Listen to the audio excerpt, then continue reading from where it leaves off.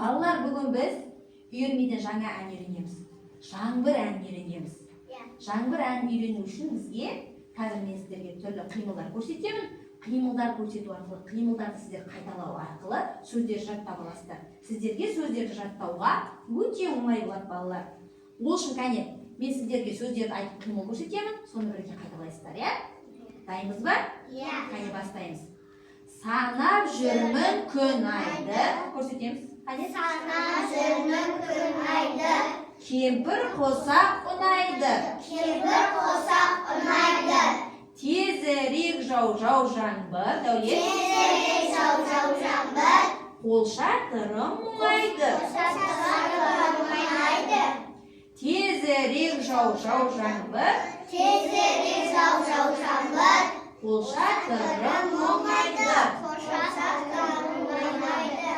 Тезірек жау жаңбыр. қол шатырым мұңайды. Ал қайталап бәріміз өзімізше айтайықшы, қимылдарды қайталайық. Кәне. Санап жүрмін күн айды.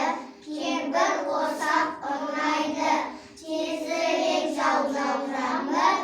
Қол шатырым мұңайды. Тезірек жау жаңбыр. Қол шатырым мұңайды. Тезірек жау жаңбыр. Қол шатырым мұңайды. Керемет, жарайсыңдар. Тез жаттап алдық па балалар сөздерді? Иә. Әрі қарай ән үйренетін боламыз бірге, иә ма? Иә.